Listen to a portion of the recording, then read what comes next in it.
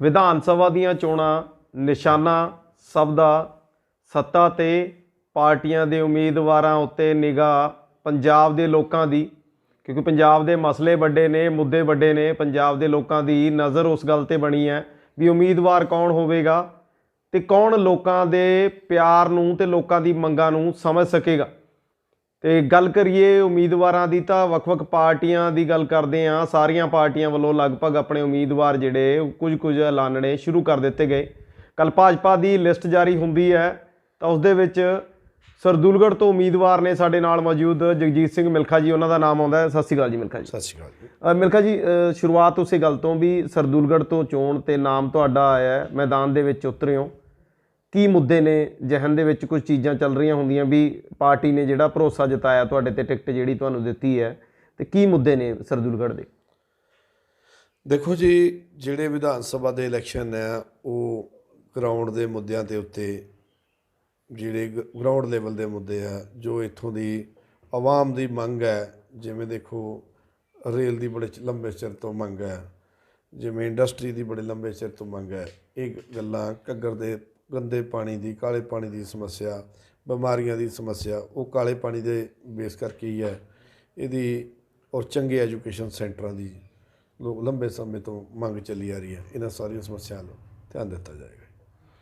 ਤੁਸੀਂ ਭਾਜਪਾ ਨਾਲ ਜੁੜੇ ਹੋ, ਲੰਮੇ ਸਮੇਂ ਤੋਂ ਵਰਕ ਕਰ ਰਹੇ ਸੀਗੇ, ਤੇ ਗੱਲ ਕਰਦੇ ਹਾਂ ਵਿਰੋਧ ਦੀ ਵੀ ਲਗਾਤਾਰ ਪਾਰਟੀ ਦਾ ਜਿਹੜਾ ਵਿਰੋਧ ਹੋ ਰਿਹਾ ਸੀ, ਹੁਣ ਕਿਸ ਤਰੀਕੇ ਨਾਲ ਉਹਨੂੰ ਪੋਜ਼ਿਟਿਵ ਕੀਤਾ ਜਾਊਗਾ? ਲੋਕਾਂ ਦੇ ਵਿੱਚ ਕਿਸ ਤਰੀਕੇ ਦਾ ਪ੍ਰਚਾਰ, ਕਿਸ ਤਰੀਕੇ ਦੇ ਮੁੱਦੇ ਜਿਹੜੇ ਲੋਕਾਂ ਦੇ ਵਿੱਚ ਲੈ ਕੇ ਜਾਓਗੇ? ਦੇਖੋ ਜੀ, ਜਿਹੜੀ ਤੁਸੀਂ ਵਿਰੋਧ ਦੀ ਗੱਲ ਕੀਤੀ, ਭਾਜਪਾ ਦਾ ਕਦੇ ਵੀ ਵਿਰੋਧ ਨਹੀਂ ਸੀ। ਅਗਰ ਮੈਂ ਕਹਿਣਾ ਨਹੀਂ ਚਾਹੁੰਦਾ, ਪਰ ਅਗਰ ਪਿਛਲੀ ਵਾਰੀ ਜਦੋਂ ਇੱਕ ਹਨੇਰੀ ਚੱਲੀ ਹੋਈ ਸੀ, ਉਸ ਦਰਮਿਆਨ ਅਗਰ ਅਕਾਲੀ ਦਲ ਨੂੰ ਅੱਡ ਹੋ ਕੇ ਬੀਜੇਪੀ ਇਲੈਕਸ਼ਨ ਲੜਦੀ, ਤਾਂ ਉਹਨਾਂ ਦਿਨਾਂ ਦੇ ਵਿੱਚ ਵੀ ਪੰਜਾਬ ਦੇ ਲੋਕਾਂ ਨੇ ਇਸ ਚੀਜ਼ ਨੂੰ ਚਾਹਿਆ, ਕਾਰਿਆਕਰਤਾ ਨੇ ਵੀ ਚਾਹਿਆ, ਹਾਈ ਕਮਾਨ ਗਾੜੀ ਮੰਗਾਂ ਵੀ ਰੱਖੀਆਂ। ਪਰ ਦੇਖੋ, ਇੱਕ ਜੋ ਮਰਿਆਦਾ ਨੂੰ, ਗਠਬੰਧਨ ਦੀ ਮਰਿਆਦਾ ਨੂੰ ਕਾਇਮ ਰੱਖਦੇ ਹੋਏ ਹਾਈ ਕਮਾਨ ਨੇ, ਦੇਖੋ ਪ੍ਰਤਾੜਿਤ ਹੁੰਦੇ ਹੋਇਆਂ ਵੀ ਇੱਕ ਜੋ ਗਠਬੰਧਨ ਦੀ ਮਰਿਆਦਾ, ਪਾਰਟੀ ਦਾ ਜੋ ਬੇਸ ਸੀ, ਜੋ ਆਪਸੀ ਭਾਈਚਾਰਾ ਟੁੱਟੇ ਨਾ, ਇਸ ਕਰਕੇ ਗਠਬੰਧਨ ਨੂੰ ਚਲਾਇਆ। ਭਾਵੇਂ ਕਾਰਿਆਕਰਤਾ ਨੂੰ ਉਹਦੇ ਨਾਲ ਨੁਕਸਾਨ ਹੋਇਆ। ਸਾਨੂੰ ਬੀਜੇਪੀ ਦਾ ਵਿਰੋਧ ਕਦੇ ਨਹੀਂ ਸੀ, ਉਹ ਅਕਾਲੀ ਦਲ ਦਾ ਵਿਰੋਧ ਸੀ। ਅੱਜ ਵੀ ਤੁਸੀਂ ਦੇਖ ਰਹੇ ਜੇ ਨਸ਼ਿਆਂ ਦੇ ਮੁੱਦੇ 'ਤੇ ਜਨਤਾ ਗੱਲ ਕਰ ਰਹੀ ਹੈ, ਔਰ ਜੋ ਗੈਂਗਵਾਰ ਪਿਛਲੇ ਲੰਬੇ ਸਮੇਂ ਤੋਂ ਰਿਹਾ, ਉੱਤੇ ਲੋਕ ਦੇਖੋ ਕਿੰਨੇ ਗੈਂਗਸਟਰ ਸ਼ਰੇਆਮ ਕੋਰਟਾਂ ਲਿਜਾਣ ਵੇਲੇ ਭੁੰਨ ਦਿੱਤੇ ਗਏ, ਮਾਰ ਦਿੱਤੇ ਗਏ। ਕੋਰਟਾਂ ਦੇ ਵਿੱਚ ਗੋਲੀਆਂ ਚੱਲ ਗਈਆਂ, ਔਰ ਹੁਣ ਵੀ ਦੇਖੋ ਕੋਰਟ ਦੇ ਵਿੱਚ ਬੰਬ ਬਲਾਸਟ ਹੋਇਆ। ਇਹ ਕੋਈ ਛੋਟੀਆਂ ਗੱਲਾਂ ਨਹੀਂ ਜੀ। ਔਰ ਇਹਦਾ ਉਹ ਭਾਜਪਾ ਦਾ ਵਿਰੋਧ ਨਹੀਂ ਸੀ, ਇਹਨਾਂ ਖੇਤਰੀ ਪਾਰਟੀਆਂ ਜਿਨ੍ਹਾਂ ਨਾਲ ਸਾਡਾ ਅਲਾਇੰਸ ਸੀ, ਉਹਨਾਂ ਦਾ ਵਿਰੋਧ ਸੀ। ਪਿੰਡਾਂ ਦੇ ਵਿੱਚ ਜਾਂਦੇ ਹੋ, ਲੋਕ ਕੀ ਮੰਗ ਰੱਖਦੇ ਆ, ਕਿਸ ਤਰੀਕੇ ਦਾ ਰਿਸਪੌਂਸ ਮਿਲ ਰਿਹਾ? ਦੇਖੋ ਜੀ, ਅਸੀਂ ਜਦੋਂ ਪਿੰਡਾਂ ਜਾਂਦੇ ਹਾਂ ਜੀ, ਜਿਹੜਾ ਇੱਕ ਝੂਠ ਫੈਲਾਇਆ ਜਾ ਰਿਹਾ ਸੀ ਵੀ ਮੋਦੀ ਜੀ ਸਿੱਖ ਵਿਰੋਧੀ ਆ, ਮੋਦੀ ਜੀ ਕਿਸਾਨ ਵਿਰੋਧੀ ਆ, ਉਹ ਸਭ ਦੇ ਸਾਹਮਣੇ ਆ ਵੀ ਮੋਦੀ ਜੀ ਨਾ ਤਾਂ ਸਿੱਖ ਵਿਰੋਧੀ ਰਹੇ ਆ, ਨਾ ਕਿਸਾਨ ਵਿਰੋਧੀ ਰਹੇ ਆ। ਮੋਦੀ ਜੀ ਨੇ ਹਮੇਸ਼ਾ ਸਿੱਖਾਂ ਦੇ ਹਿੱਤਾਂ ਦੀ ਗੱਲ ਕੀਤੀ ਆ। ਜਿਹੜੀ 70 ਸਾਲ ਤੋਂ ਇੱਕ ਆਪਣੀ ਅਰਦਾਸ ਦੇ ਵਿੱਚ ਇੱਕ ਮੰਗ ਕੀਤੀ ਜਾ ਰਹੀ ਸੀ, ਗੁਰੂ ਮਹਾਰਾਜ ਗਾੜੀ ਬੇਨਤੀਆਂ ਕੀਤੀਆਂ ਜਾ ਰਹੀਆਂ, ਅਰਜ਼ੋਈਆਂ ਕੀਤੀਆਂ ਜਾ ਰਹੀਆਂ ਸੀ ਵੀ ਜੋ ਪੰਥ ਨਾਲੋਂ ਵਿਛੜੇ ਹੋਏ ਗੁਰੂ ਧਾਮ ਹੈ, ਉਹਨਾਂ ਦਰਸ਼ਨ ਦਿਦਾਰੇ ਦਾ ਜੋ ਬੜੇ ਲੰਬੇ ਅਰਸੇ ਦੀ ਮੰਗ ਸੀ, ਉਹ ਵੀ ਮੋਦੀ ਜੀ ਨੇ ਕਰਤਾਰਪੁਰ ਦਾ ਕੋਰੀਡੋਰ ਖੋਲ੍ਹ ਕੇ ਉਹਨੇ ਵੀ ਉਸ ਨੂੰ ਵੀ ਫੁੱਲ ਚੜ੍ਹਾਏ। ਤੁਸੀਂ ਕਹਿ ਰਹੇ ਹੋ ਵੀ ਮੋਦੀ ਸਾਹਿਬ ਦਾ ਉਸ ਦੇ ਵਿੱਚ ਯੋਗਦਾਨ ਸੀ ਜੀ। ਤੇ ਨਵਜੋਤ ਸਿੰਘ ਸਿੱਧੂ ਜਦੋਂ ਵੀ ਬਿਆਨ ਦਿੰਦੇ ਉਹ ਕਹਿੰਦੇ ਵੀ ਕਾਂਗਰਸ ਨੇ ਇਹ ਸਭ ਕੀਤਾ। ਦੇਖੋ ਜੀ, ਜਿਹੜੇ ਨੈਸ਼ਨਲ ਮੁੱਦੇ ਹੁੰਦੇ ਜੀ, ਉਹ ਹਮੇਸ਼ਾ ਸੈਂਟਰ ਤੋਂ ਬਿਨਾਂ ਨਹੀਂ ਹੱਲ ਹੁੰਦੇ। ਅਗਰ ਸਿੱਧੂ ਚਾਹੁੰਦਾ, ਸਿੱਧੂ ਚਾਹ ਕੇ ਵੀ ਨਹੀਂ ਸੀ ਕਰ ਸਕਦਾ।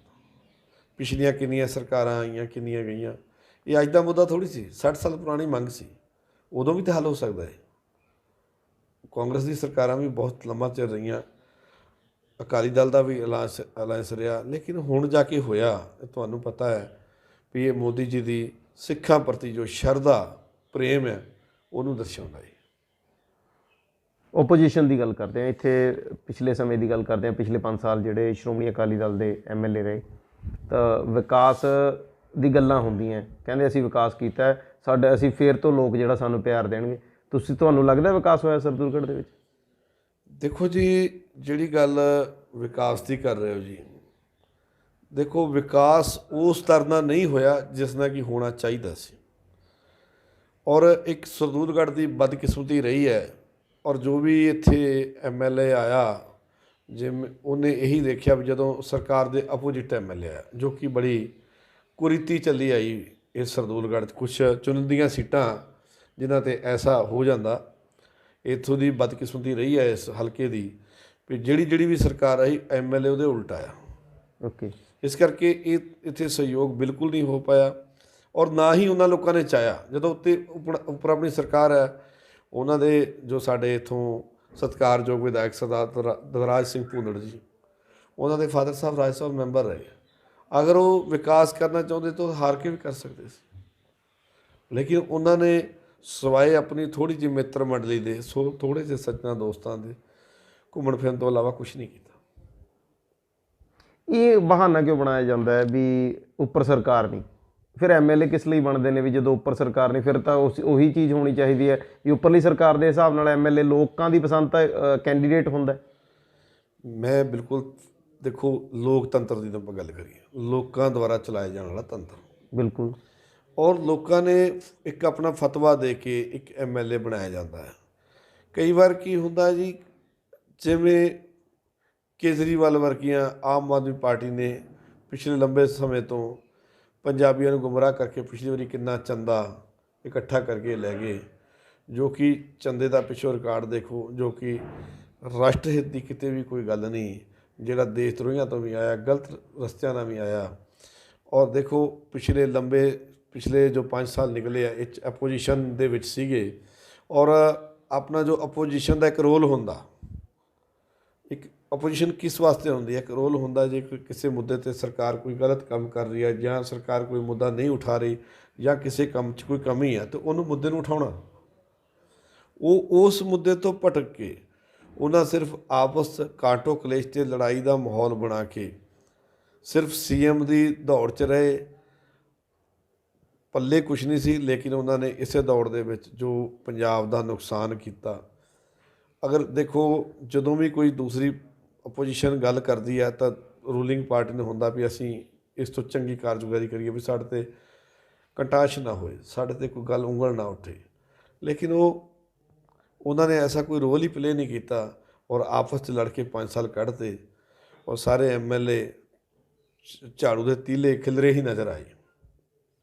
ਅਤੇ ਇਸ ਕਰਕੇ ਜਿਹੜਾ ਹੁਣ ਲੋਕ ਉਹਨਾਂ 'ਤੇ ਕਿੱਦਾਂ ਵਿਸ਼ਵਾਸ ਕਰ ਪਾਉਣਗੇ ਵੀ ਜੋ ਪਿਛਲੇ 5 ਸਾਲ ਨਹੀਂ ਕੁਛ ਕਰ ਪਾਏ, ਉਹ ਹੁਣ ਕੀ ਕਰਨਗੇ? ਕੈਪਟਨ ਸਾਹਿਬ ਨੇ ਜਿਹੜੀ ਪਾਰਟੀ ਛੱਡੀ, ਪਾਰਟੀ ਤੋਂ ਜਦੋਂ ਅਸਤੀਫਾ ਦਿੱਤਾ ਕਾਂਗਰਸ ਤੋਂ, ਤਾਂ ਆਪਣੀ ਇੱਕ ਪਾਰਟੀ ਬਣਾਉਂਦੇ ਆ, ਭਾਜਪਾ ਨਾਲ ਗਠਬੰਧਨ ਕਰਦੇ ਆ, ਪੰਜਾਬ ਦੇ ਵਿੱਚ ਚੋਣ ਲੜਨ ਦੀ ਗੱਲ ਹੁੰਦੀ ਹੈ। ਤਾਂ ਕਿਤੇ ਲੱਗਦਾ ਨਹੀਂ ਵੀ ਭਾਜਪਾ ਨੂੰ 117 ਤੇ ਆਪ ਲੜਨਾ ਚਾਹੀਦਾ ਸੀ, ਕਿਉਂਕਿ ਉਹਨਾਂ ਦੇ ਪ੍ਰਤੀ ਜਿਹੜੀ ਲੋਕਾਂ ਦੀ ਸੋਚ ਸੀ ਉਹਨੂੰ ਕਿਵੇਂ ਬਦਲਿਆ ਜਾਊਗਾ? ਦੇਖੋ ਜੀ, ਸਤਿਕਾਰਯੋਗ ਕੈਪਟਨ ਅਮਰਿੰਦਰ ਸਿੰਘ ਦੀ ਜੋ ਸੋਚ ਹੈ, ਜੋ ਉਹਨਾਂ ਦੇ ਵਿਚਾਰ ਆ, ਹਮੇਸ਼ਾ ਰਾਸ਼ਟਰਵਾਦੀ ਰਹੇ ਆ, ਦੇਸ਼ ਭਗਤ ਰਹੇ ਆ। ਉਹਨਾਂ ਨੇ ਖੁਦ ਆਰਮੀ ਦੇ ਉਸ ਫਰੰਟ 'ਤੇ ਕੰਮ ਕੀਤਾ ਔਰ ਅੱਜ CM ਹੁੰਦੇ ਹੋਇਆਂ ਵੀ ਉਹਨਾਂ ਨੇ ਹਮੇਸ਼ਾ ਬਾਰਡਰ ਰੱਖਿਆ ਦੀ, ਬਾਰਡਰ ਦੀ ਸਿਕਿਉਰਿਟੀ ਦੀ, ਜੋ ਅੰਤਰਰਾਸ਼ਟਰੀ ਸਾਡੀਆਂ ਸੀਮਾਵਾਂ ਲੱਗਦੀਆਂ, ਉਹਦੇ ਮੁੱਦਿਆਂ ਨੂੰ ਬੜੀ ਬਖੂਬੀ ਚੁੱਕਦੇ ਰਹੇ ਆ। ਔਰ ਹਮੇਸ਼ਾ ਕੋਸ਼ਿਸ਼ ਕੀਤੀ ਹੈ ਵੀ ਦੇਖੋ ਛੋਟੇ ਮੁੱਦੇ ਨਾ ਚੁੱਕ ਕੇ ਉਹਨਾਂ ਹਮੇਸ਼ਾ ਰਾਸ਼ਟਰ ਹਿੱਤ ਦੀ ਗੱਲ ਕੀਤੀ ਹੈ। ਔਰ ਸਾਡੀ ਪਾਰਟੀ ਵੀ ਹਮੇਸ਼ਾ ਰਾਸ਼ਟਰ ਹਿੱਤ ਦੀ ਗੱਲ ਕਰਦੀ ਹੈ। ਜਦੋਂ ਵਿਚਾਰ ਇੱਕ ਹੋਣ ਤਾਂ ਉਦੋਂ ਇਕੱਠੇ ਚੱਲਣਾ ਬਹੁਤ ਹੀ ਆਸਾਨ ਹੋ ਜਾਂਦਾ ਹੈ। ਤਾਂ ਜੋ ਵੀ ਕੈਪਟਨ ਸਾਹਿਬ ਨੇ ਨਵੀਂ ਪਾਰਟੀ ਬਣਾ ਕੇ ਇੱਕ ਪੰਜਾਬ ਨੂੰ ਬਚਾਉਣ ਵਾਸਤੇ ਔਰ ਜਿਹੜਾ ਜੋ ਭਾਈਚਾਰਾ ਤੁੰਮਲ ਹੋਇਆ ਸੀ ਉਹਨੂੰ ਬਚਾਉਣ ਵਾਸਤੇ ਭਾਜਪਾ ਦਾ ਸਾਥ ਦੇਣ ਦਾ ਜੋ ਕੰਮ ਕੀਤਾ ਹੈ, ਬੜਾ ਸ਼ਲਾਘਾਯੋਗ ਹੈ। ਔਰ ਇਹ ਜੋ ਗਠਬੰਧਨ ਹੈ, ਜਿਵੇਂ ਕਿ ਪਹਿਲਾ ਗਠਬੰਧਨ ਬਹੁਤ ਲੰਬਾ ਚੱਲਿਆ ਸੀ, ਇਹ ਵੀ ਬਹੁਤ ਲੰਬਾ ਚੱਲਣ ਵਾਲਾ ਹੈ। ਕੈਪਟਨ ਅਮਰਿੰਦਰ ਸਿੰਘ ਪਾਰਟੀ 'ਚੋਂ ਜਾਂਦੇ ਨੇ, ਨਾਲ ਦੇ ਨਾਲ ਹੀ ਪ੍ਰਚਾਰ ਸ਼ੁਰੂ ਹੁੰਦਾ ਹੈ ਵੀ ਭਾਜਪਾ ਨਾਲ ਪਹਿਲੇ ਹੀ ਮਿਲੇ ਹੋਏ ਸੀ, ਇਹ ਤਾਂ ਸਿਰਫ ਦਿਖਾਵਾ ਚੱਲ ਰਿਹਾ ਸੀ। ਇਸ ਗੱਲ 'ਚ ਕਿੰਨੀ ਕੁ ਸੱਚਾਈ ਫਿਰ? ਦੇਖੋ ਜੀ, ਭਾਜਪਾ ਨਾਲ ਮਿਲੇ ਹੋਣ ਦੀ ਜੋ ਗੱਲਾਂ ਕਰਦੇ, ਇਹ ਤਾਂ ਦੇਖੋ ਜੀ ਵਿਰੋਧੀ ਲੋਕ ਕਹਿੰਦੇ ਹੁੰਦੇ ਆ ਜੀ, ਇਹ ਕੋਈ ਵੱਡੀ ਗੱਲ ਨਹੀਂ ਵੀ ਜੇ ਕੋਈ ਚੰਗੇ ਗੱਲ ਵਾਸਤੇ ਕਿਸੇ ਦੀ ਤਾਰੀਫ ਕਰਦੇ ਤੇ ਉਹਨੂੰ ਕਿਸੇ ਨਾਲ ਮਿਲਿਆ ਕਹਿ ਦੇਣਾ ਤਾਂ ਉਹ ਬੜੀ ਮੰਦਭਾਗੀ ਗੱਲ ਹੈ। ਚੰਗੇ ਕੰਮ ਨੂੰ ਹਮੇਸ਼ਾ ਚੰਗਾ ਹੀ ਕਿਹਾ ਜਾਏਗਾ। ਤਾਂ ਕੈਪਟਨ ਸਾਹਿਬ ਨੇ ਜੇ ਕਿਸੇ ਮੁੱਦੇ ਤੇ ਭਾਜਪਾ ਦੀ ਕਿਤੇ ਤਾਰੀਫ ਕਰਤੀ ਹੋਏਗੀ, ਉਹਦੇ ਨਾਲ ਮਿਲਣਾ ਨਹੀਂ ਹੁੰਦਾ ਜੀ। ਉਹ ਦੁਸ਼ਮਣ ਵੀ ਚੰਗਾ ਕੰਮ ਕਰੇ ਉਹਦੇ ਤੇ ਵੀ ਆਪਾਂ ਕਹਿ ਦੇ ਵੀ ਉਹਨੂੰ ਵੀ ਸ਼ਾਬਾਸ਼ੀ ਦੇ ਦਿੰਦੇ, ਕੋਈ ਵੱਡੀ ਗੱਲ ਨਹੀਂ। ਉਸ ਮਸਲੇ ਤੇ ਕੀ ਕਹਿਣਾ, ਜਦੋਂ ਮੋਦੀ ਸਾਹਿਬ ਨੇ ਆਉਣਾ ਸੀ ਫਿਰੋਜ਼ਪੁਰ ਦੇ ਵਿੱਚ ਤੇ ਲਗਾਤਾਰ ਇਹ ਚਰਚਾ ਛਿੜੀ ਵੀ ਕੁਰਸੀਆਂ ਖਾਲੀ ਸੀ, ਲੋਕ ਨਹੀਂ ਪਹੁੰਚੇ, ਇਹ ਬਹਾਨਾ ਬਣਾਇਆ ਗਿਆ ਵੀ ਸੁਰੱਖਿਆ ਦੇ ਪ੍ਰਬੰਧ ਘੱਟ ਨੇ। ਜਿਹੜੀ ਗੱਲ ਕੁਰਸੀਆਂ ਖਾਲੀ ਦੀ ਕਰ ਰਹੇ ਹੋ, ਉਸ ਦਿਨ ਬੱਦਲਬਾਈ ਦਾ, ਮੀਂਹ ਦਾ, ਝੜੀ ਦਾ ਰੁਖ ਸੀ ਔਰ ਸਾਡੇ ਕਾਰਜਕਰਤਾਵਾਂ ਦੇ ਵਿੱਚ ਇੰਨਾ ਜੋਸ਼ ਸੀ, ਇੰਨੀ ਝੜੀ ਦੇ ਬਾਵਜੂਦ ਵੀ ਉੱਥੇ ਲੋਕ ਲੱਖਾਂ ਦੀ ਗਿਣਤੀ 'ਚ ਪਹੁੰਚੇ। ਰੋਡ 'ਤੇ ਜਾਮ ਦੀ ਸਮੱਸਿਆ ਆਈ ਬਹੁਤ ਵੱਡੀ ਔਰ ਬਰਸਾਤ ਦਾ ਕਰਕੇ ਕਾਰਜਕਰਤਾ ਘਟਣ ਦੀ ਬਜਾਏ ਫਿਰ ਵੀ ਬੱਸਾਂ ਜਿੰਨੀਆਂ ਅਸੀਂ ਹੈਫਟ ਲਾਏ ਸੀ, ਜਿੰਨੇ ਅਸੀਂ ਵਾਹੀਕਲ ਕੀਤੇ ਸੀ, ਉਹ ਸਾਰੇ ਫੁੱਲ ਗਏ। ਔਰ ਸਿਰਫ ਦਿੱਕਤ ਵੀ ਕੋਈ ਵੱਡੀ ਨਹੀਂ ਸੀ। 2-2 10-10 20-20 ਨੌਜਵਾਨ ਮੁੰਡੇ ਜੋ ਲਾਲ ਝੰਡੇ ਲੈ ਕੇ ਸਿਰਫ ਵਿਰੋਧ ਕਰ ਰਹੇ ਸੀ। ਉਹ ਦੇਖੋ, ਇੱਕ ਪ੍ਰੋਟੋਕੋਲ ਦੇ ਤਹਿਤ ਸੀਐਮ ਦੀ ਸਿਕਿਉਰਿਟੀ ਵੀ ਇੰਨੀ ਟਾਈਟ ਹੁੰਦੀ ਹੈ। ਇੱਕ ਪੀਐਮ ਆ ਰਿਹਾ, ਉਹਦੀ ਸਿਕਿਉਰਿਟੀ ਦੇ ਵਿੱਚ ਕੋਈ ਇੰਟਰ ਕਰ ਜੇ, ਇਹ ਅਗਰ ਸਿਕਿਉਰਿਟੀ 'ਚ ਕਿਤੇ ਖਾਮੀਆਂ ਨਹੀਂ ਤਾਂ ਇਹ ਕਿੱਦਾਂ ਸੰਭਵ ਸੀ। ਫੋਟੋਜ਼ ਵਾਇਰਲ ਹੁੰਦੀਆਂ, ਖਾਲੀ ਕੁਰਸੀਆਂ ਦਿਖਾਉਂਦੇ ਨੇ, ਕਹਿੰਦੇ ਵੀ ਫੋਟੋਆਂ ਦੇ ਵਿੱਚ ਜੋ ਹੈ ਉਹ ਅਸਲ ਹੈ। ਤੇ ਚੰਨੀ ਸਾਹਿਬ ਵੀ ਇਹੀ ਗੱਲ ਕਹਿੰਦੇ ਨੇ ਵੀ ਕੁਰਸੀਆਂ ਖਾਲੀ ਸੀ ਤੇ ਜਿਹੜਾ ਵੀ ਸਹਿਣ ਨਹੀਂ ਹੋਈ ਉਹ ਚੀਜ਼, ਤਾਂ ਹੀ ਵਾਪਸ ਮੁੜਨਾ ਪੈ ਗਿਆ। ਦੇਖੋ ਜੀ, ਕੁਰਸੀਆਂ ਖਾਲੀ ਅੱਡ ਇਸ਼ੂ ਹੈ ਔਰ ਸਿਕਿਉਰਿਟੀ ਦਾ ਜੋ ਮੁੱਦਾ ਉਹ ਵੱਖਰਾ ਇਸ਼ੂ। ਦੇਖੋ, ਜੋ ਪੀਐਮ ਦੇਸ਼ ਦਾ ਪ੍ਰਧਾਨ ਮੰਤਰੀ, ਬਹੁਤ ਵੱਡੀ, ਦੇਖੋ ਪੂਰੇ ਰਾਸ਼ਟਰ ਦੀ ਇੱਕ ਸ਼ਾਨ ਹੁੰਦੀ ਆ। ਔਰ ਜੇ ਅਸੀਂ ਸਾਡੀ ਪੰਜਾਬ ਗੌਰਮੈਂਟ ਉਹਨੂੰ ਸਿਕਿਉਰਿਟੀ ਪ੍ਰੋਵਾਈਡ ਕਰਾਉਣ 'ਚ ਵਿਫਲ ਰਹੀ ਹੈ ਤਾਂ ਆਮ ਜਨਤਾ ਨੂੰ ਸਿਕਿਉਰਿਟੀ ਕਿੱਥੋਂ ਪ੍ਰੋਵਾਈਡ ਕਰੋ। ਅਗਰ ਉਹ ਸਿਕਿਉਰਿਟੀ 'ਚ ਖਾਮੀਆਂ ਨਾ ਹੁੰਦੀਆਂ, ਪੀਐਮ ਸਾਹਿਬ ਪਹੁੰਚਦੇ, ਫਿਰ ਪਤਾ ਲੱਗਦਾ ਨਾ ਵੀ ਕੁਰਸੀਆਂ ਖਾਲੀ ਹੈ ਕਿ ਭਰੀਆਂ, ਕਿ ਖੜਨ ਨੂੰ ਜਗ੍ਹਾ ਨਹੀਂ। ਮੈਂ ਕਹਾਂਗਾ ਅਗਰ ਸਿਕਿਉਰਿਟੀ ਪੂਰੀ ਹੁੰਦੀ, ਪੀਐਮ ਸਾਹਿਬ ਪਹੁੰਚਦੇ, ਮੀਂਹ ਦੇ ਵਿੱਚ ਵੀ, ਬਰਸਾਤ ਦੇ ਵਿੱਚ ਵੀ, ਉਸ ਕੁਰਸੀਆਂ ਨੇ ਵੀ ਘੱਟ ਰਹਿ ਜਾਣਾ ਸੀ। ਜੋ ਖਾਲੀ ਦੀ ਗੱਲ ਕਰਦੇ ਆ, ਜਦੋਂ ਆਪਾਂ ਕਿਤੇ ਕੋਈ ਚੀਜ਼ ਲਾਉਂਦੇ ਆ, ਉਸ ਤੋਂ ਪਹਿਲਾਂ ਦੀ ਕੋਈ ਫੋਟੋ ਖਿੱਚ ਕੇ ਉਹਨੂੰ ਵਾਇਰਲ ਕਰਤਾ ਜਾਏ ਤਾਂ ਉਹਦੇ ਨਾਲ ਅਸੀਂ ਖਾਲੀ ਨਹੀਂ ਕਹਿ ਸਕਦੇ। ਤੁਸੀਂ ਉਸ ਦਿਨ ਦਾ ਰੋਡਾਂ 'ਤੇ ਜਾਮ, ਉਸ ਦਿਨ ਅਸੀਂ 19 ਬੱਸਾਂ ਲੈ ਕੇ, ਮੈਂ ਵਿਧਾਨ ਸਭਾ 'ਚੋਂ ਅਸੀਂ ਗਏ ਸੀ, ਜੋ ਮੈਕਸੀਮਮ 50 ਜਾਂ 60 ਬੰਦੇ ਗੱਡੀਆਂ ਸੀ ਔਰ 20 ਕਾਰਾਂ ਗਈਆਂ ਸੀ। 1000 ਬੰਦੇ ਦੇ ਉੱਤੇ ਤਾਂ ਅਸੀਂ ਕਿਹਾ। ਅਤੇ ਸਾਡੇ ਸਤਿਕਾਰਯੋਗ ਬਾਬਾ ਬੋੜ ਰਾਜਨੀਤੀ ਦੇ, ਬਾਬਾ ਬੋੜ ਕਹਾਂਗਾ, ਪ੍ਰਕਾਸ਼ ਸਿੰਘ ਬਾਦਲ ਸਰਦਾਰ ਜੀ, ਜੋ ਕਿ ਰਾਜਨੀਤੀ ਦੇ ਬਹੁਤ ਹੀ ਪੁਰਾਣੇ ਖਿਲਾੜੀ ਕਹਿ ਸਕਦੇ ਹਾਂ। ਕਿਉਂ ਖਿਲਾੜੀ ਲਫ਼ਜ਼ ਮੈਂ ਵੇਖੋ ਵਰਤਣਾ ਨਹੀਂ ਚਾਹੁੰਦਾ, ਕਿਉਂਕਿ ਇੰਨੇ ਸਿਆਸਤਦਾਨ ਬਜ਼ੁਰਗ ਹੈ, ਪਰ ਉਹਨਾਂ ਨੇ ਜੋ ਹੋਸ਼ੀ ਸ਼ਬਦਾਵਲੀ ਵਰਤੀ, ਮੈਂ ਉਹਦੀ ਨਿੰਦਿਆ ਵੀ ਕਰਦਾ ਕਿ ਉੱਥੇ 750 ਵੀ ਕਾਰਜਕਰਤਾ ਨਹੀਂ ਸੀ। ਲੇਕਿਨ ਮੈਂ ਆਪਣੇ ਰਾਜਨੀਤਿਕ ਭਰਾਵਾਂ ਨੂੰ, ਰਾਜਨੀਤੀ ਲੋਕਾਂ ਨੂੰ, ਰਾਜਨੀਤੀ ਦਲਾਂ ਨੂੰ ਇਹ ਜ਼ਰੂਰ ਕਹਾਂਗਾ ਵੀ ਜਦੋਂ ਅਸੀਂ ਸਟੇਟਮੈਂਟ ਦਿੰਦੇ, ਕਮ ਸੇ ਕਮ ਉਸ ਗੱਲ 'ਤੇ ਮੰਥਨ ਕਰ ਲਈਏ ਵੀ ਅਸੀਂ ਰਿਐਲਿਟੀ ਕੀ ਹੈ, ਅਸੀਂ ਕੀ ਬੋਲ ਰਹੇ ਹਾਂ।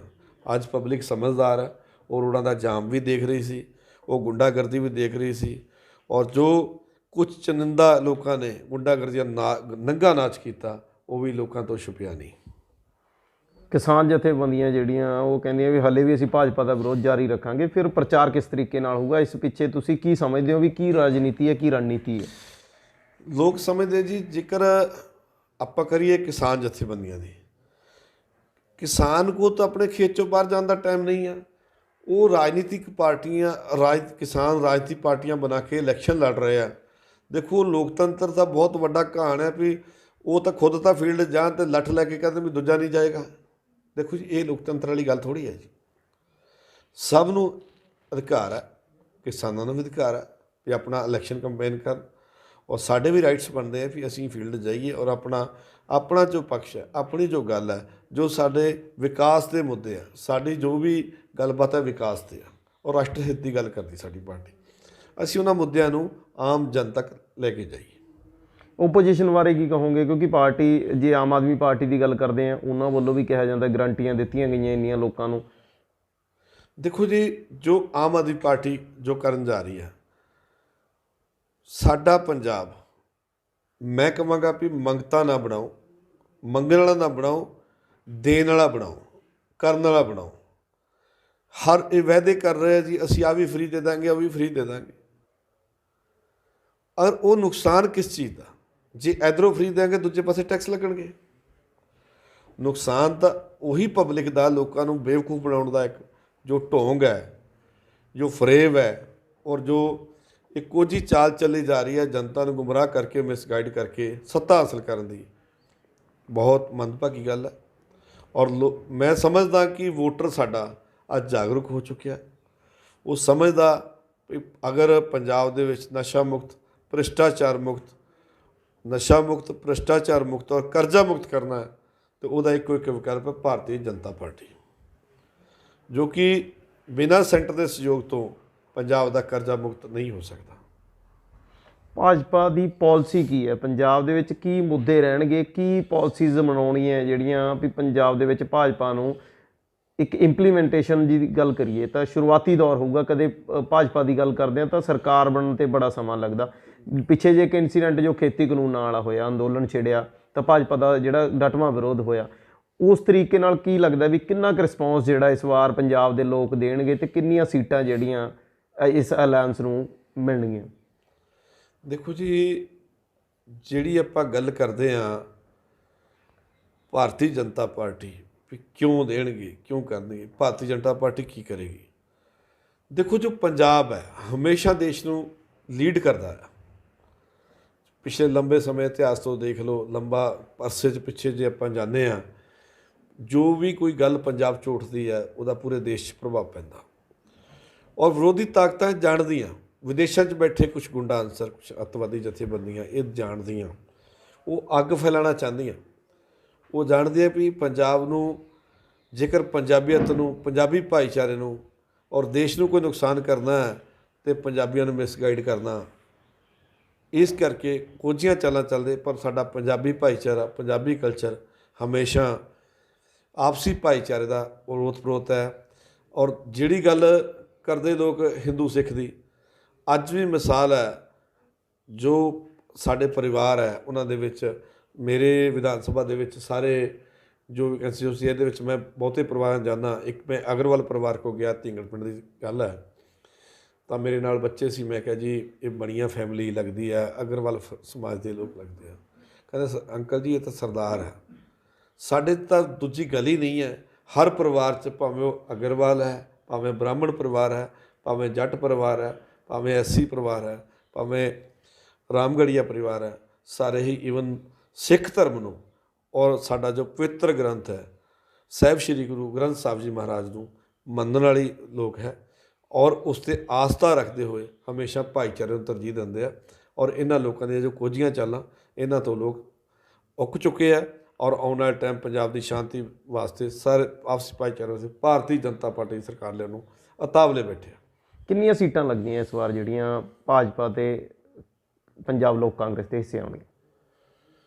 ਦੇਖੋ ਜੀ, ਇਹ ਹਾਈ ਕਮਾਂਡ ਦਾ ਫੈਸਲਾ, ਇੱਥੇ ਮੈਂ ਕੋਈ ਕਿੰਤੂ ਨਹੀਂ ਕਰਨਾ ਚਾਹੁੰਦਾ, ਕਿਉਂਕਿ ਜੋ ਅਸੀਂ ਆਪਦੇ ਵਿਧਾਨ ਸਭਾ ਤੱਕ ਸੋਚ ਸਕਦੇ ਹਾਂ, ਪਰ ਜੋ ਸਾਡੇ ਦਿਵਗਜ ਬੈਠੇ ਆ, ਸਾਡੇ ਹਾਈ ਕਮਾਂਡ ਬੈਠੇ, ਸਾਡੇ ਉਹਨੇ ਤਾਵਾ ਬੈਠੇ ਆ, ਜਿਨ੍ਹਾਂ ਨੇ ਪੂਰੇ ਰਾਸ਼ਟਰ ਦੀ ਚਿੰਤਾ ਕਰਨੀ ਹੈ, ਔਰ ਉਹ ਕੋਈ ਵੀ ਕੰਮ ਪੰਜਾਬ ਹਿੱਤ ਲਈ ਹੀ ਕਰਨਗੇ।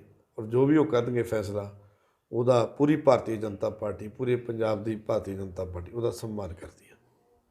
ਪਿੰਡਾਂ ਦੇ ਵਿੱਚ ਉਸ ਤਰੀਕੇ ਦਾ ਲੱਗਦਾ ਤਾਂ ਨਹੀਂ ਵੀ ਜਿਵੇਂ ਦਰਸਾਇਆ ਜਾਂਦਾ ਵੀ ਬੀਜੇਪੀ ਪਾਰਟੀ ਦਾ ਵਿਰੋਧ ਹੈ? ਤੁਸੀਂ ਪਿੰਡਾਂ 'ਚ ਜਾਂਦੇ ਹੋ, ਉਸ ਤਰੀਕੇ ਦਾ ਕੁਝ ਦੇਖਣ ਨੂੰ ਮਿਲਿਆ?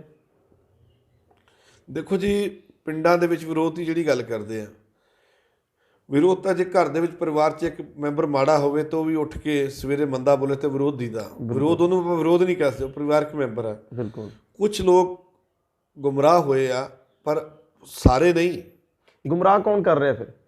ਦੇਖੋ ਜੀ, ਉਹ ਵੀ ਉਹ ਲੋਕ ਹੈ, ਉਹ ਰਾਜਨੀਤੀ ਲੋਕ ਹੈ। ਉਹਨਾਂ ਨੂੰ ਆਪਾਂ ਨਾ ਕਿਸਾਨ ਕਹਿ ਸਕਦੇ ਹਾਂ। ਕਿਸਾਨ ਦੇ ਨਾਂ 'ਤੇ ਕਿਸਾਨ ਨੂੰ ਸਿਰਫ ਬਦਨਾਮ ਕਰਨ ਦੀ ਸਾਜ਼ਿਸ਼ ਕੀਤੀ ਜਾ ਰਹੀ ਹੈ। ਕਿਸਾਨ ਹਮੇਸ਼ਾ, ਕਿਸਾਨ ਤਾਂ ਪਿੰਡਾਂ ਜਾਂਦੇ ਆ, ਮੋਦੀ ਸਾਹਿਬ ਜੋ 2-2 ਹਜ਼ਾਰ ਰੁਪਏ ਦੇ ਜੋ ਕਿਸਾਨਾਂ ਦੇ ਖਾਤੇ ਜਾ ਰਹੇ, ਉਹਦੇ ਗੁਣ ਗਾ ਰਹੇ ਆ। और जो मोदी साहब ने जो खेती दे बीमा योजनावां कई ऐसे जो सबसिडी ਦਾ ਉਹਦੀ ਤਾਰੀਫ ਕਰ ਰਿਹਾ ਕਿਸਾਨ ਦਾ, ਔਰ ਜੋ ਮੰਡੀ ਦਾ ਸਿੱਧੀ ਅਦਾਇਗੀ ਜਾਂ ਜੋ ਵੀ ਆ ਉਹਦਾ ਲੋਕਾਂ ਨੇ ਸਨਮਾਨ ਕੀਤਾ ਹੈ। ਕਿਸਾਨ ਤਾਂ ਕਿਤੇ ਵੀ ਬੀਜੇਪੀ ਦੇ ਵਿਰੋਧ ਨਹੀਂ, ਔਰ ਨਾ ਹੀ ਮੋਦੀ ਸਾਹਿਬ ਕਿਤੇ ਕਿਸਾਨ ਦੇ ਵਿਰੋਧ ਰਹੇ ਹੈ ਜੀ। ਪਹਿਲਾ ਮੁੱਦਾ ਕੀ ਲੱਗਦਾ ਹੈ ਵੀ ਇੱਕ ਡਿਵੈਲਪਮੈਂਟ ਹੁੰਦੀ ਹੈ, ਸਿਹਤ ਸਹੂਲਤਾਂ, ਸਿੱਖਿਆ, ਉਹਨਾਂ ਦੇ ਵਿੱਚੋਂ ਪਹਿਲੀ ਚੀਜ਼ ਕਿਹੜੀ ਹੋਣੀ ਚਾਹੀਦੀ ਹੈ ਜਿਨ੍ਹਾਂ ਦੇ ਜਿਹੜੇ ਆਧਾਰ 'ਤੇ ਪੰਜਾਬ ਦੀ ਸ਼ੁਰੂਆਤ ਕੀਤੀ ਜਾ ਸਕੇ? ਦੇਖੋ ਜੀ, ਸਭ ਤੋਂ ਮੁੱਢਲੀ ਜੇ ਤੁਹਾਡੇ ਕੋਲ ਸਿੱਖਿਆ ਤਾਂ ਫਿਰ ਹੀ ਤੁਸੀਂ ਹੈਲਥ ਬਾਰੇ ਸੋਚ ਸਕੋਗੇ। ਬਿਲਕੁਲ। ਹੈਲਥ ਬਾਰੇ ਤਾਂ ਹੀ ਸੋਚਿਆ ਜਾਂਦਾ ਜੇ ਤੁਹਾਡੀ ਸਿੱਖਿਆ ਉੱਚੀ ਹੈ, ਤੁਹਾਡੀ ਸੋਚ ਉੱਚੀ ਹੈ। ਇਹਨਾਂ ਦੋਨਾਂ ਚੀਜ਼ਾਂ ਨੂੰ ਆਪਾਂ ਜੇ ਕਹਿ ਲਈਏ ਵੀ ਇਹ ਦੋਨੇ ਮੁੱਢਲੀਆਂ ਜ਼ਰੂਰਤਾਂ ਹੈ ਜੋ ਉਹਨਾਂ ਨੂੰ ਪ੍ਰਮੁੱਖਤਾ ਆਧਾਰ 'ਤੇ ਹੱਲ ਕੀਤਾ ਜਾਏਗਾ, ਔਰ ਲਗਭਗ ਹੱਲ ਕੀਤੀਆਂ ਹੋਈਆਂ। ਜਿਵੇਂ ਕਿ ਮਤਲਬ ਕੋਈ ਬਿਮਾਰ ਹੋ ਜਾਂਦਾ ਸੀ ਅੱਗੇ, ਕਿਸੇ ਗਰੀਬ ਪਰਿਵਾਰ ਨੂੰ ਜੇ ਕਿਸੇ ਦੇ ਸਟੰਟ ਪੈਣਾ, ਕੋਈ ਛੋਟਾ ਵੱਡਾ ਕੋਈ ਆਪਰੇਸ਼ਨ ਆ ਗਿਆ, ਉਹਨੂੰ ਸਮੱਸਿਆ ਆਉਂਦੀ, ਪਹਿਲਾਂ ਦੱਸ ਕੇ ਘਰਾਂ ਜਾਂਦਾ ਗਰੀਬ ਆਦਮੀ ਵੀ ਮੈਨੂੰ 50,000 ਰੁਪਏ ਇਕੱਠੇ ਕਰਦਾ, ਅਤੇ ਫਿਰ ਜਾ ਕੇ ਇਹਨੇ 'ਚ ਉਹਨੂੰ ਪੇਸ਼ੈਂਟ ਵਿਚਾਰਾ ਚਲਾ ਜਾਂਦਾ। ਅੱਜ ਜੋ ਮਾਨਨੀय ਪ੍ਰਧਾਨ ਮੰਤਰੀ ਨਰਿੰਦਰ ਮੋਦੀ ਜੀ ਨੇ ਜੋ ਇਹ ਸਕੀਮਾਂ ਲਿਆਂਦੀਆਂ, ਅੱਜ 5 ਲੱਖ ਤੱਕ ਦਾ ਕਿਸੇ ਵੀ ਆਦਮੀ ਨੂੰ, ਕਿਸੇ ਵੀ ਕਾਸਟ ਦੇ ਨੂੰ, ਕਿਸੇ ਵੀ ਗਰੀਬ ਪਰਸਨ ਨੂੰ ਇਹ ਚਿੰਤਾ ਨਹੀਂ ਵੀ 5 ਲੱਖ ਤੱਕ ਦੀ ਸਿਹਤ ਸਹੂਲਤ ਉਹਨੂੰ ਸੈਂਟਰ ਗੌਰਮੈਂਟ ਦੇ ਰਹੀ ਹੈ, ਫ੍ਰੀ ਦੇ ਰਹੀ ਹੈ। ਬਿਲਕੁਲ। ਇਹ ਸਨ ਜਗਜੀਤ ਸਿੰਘ ਮਿਲਖਾ ਜੀ, ਸਰਦੂਲਗੜ੍ਹ ਤੋਂ ਉਮੀਦਵਾਰ ਨੇ ਬੀਜੇਪੀ ਪੰਜਾਬ ਲੋਕ ਕਾਂਗਰਸ ਵੱਲੋਂ। ਤੇ ਹੁਣ ਲੋਕਾਂ ਦਾ ਫਤਵਾ ਕੀ ਕਹਿੰਦਾ ਹੈ, ਲੋਕਾਂ ਦਾ ਪਿਆਰ ਕਿੰਨਾ ਕੁ ਮਿਲਦਾ ਹੈ, ਇਹ ਆਉਣ ਵਾਲੇ ਸਮੀਕਰਨ ਦੱਸਣਗੇ। 10 ਮਾਰਚ ਨੂੰ ਨਤੀਜਾ ਆਉਣਾ ਹੈ ਤੇ ਉਦੋਂ ਪਤਾ ਲੱਗੇਗਾ ਵੀ ਪ੍ਰਚਾਰ ਨੂੰ ਲੋਕਾਂ ਨੇ ਪਸੰਦ ਕੀਤਾ, ਪਾਰਟੀ ਨੂੰ ਲੋਕਾਂ ਨੇ ਪਸੰਦ ਕੀਤਾ ਤੇ ਕਿਰਦਾਰ ਨੂੰ ਲੋਕਾਂ ਨੇ ਪਸੰਦ ਕੀਤਾ। ਇਹ ਆਉਣ ਵਾਲਾ ਸਮਾਂ ਦੱਸੇਗਾ ਤੇ ਆਉਣ ਵਾਲੇ ਨਤੀਜੇ ਦੱਸਣਗੇ ਵੀ ਕਿਹੜੀ ਸਰਕਾਰ ਪੰਜਾਬ ਦੇ ਵਿੱਚ ਸੱਤਾ ਹਾਸਲ ਕਰਦੀ ਹੈ। ਕੈਮਰਾਮੈਨ ਸੋਨੂ ਦੇ ਨਾਲ ਪਰਮਦੀਪ ਰਾਣਾ, ਵਿਜ਼ਨ ਪੰਜਾਬ ਟੀਵੀ, ਸਰਦੂਲਗੜ੍ਹ।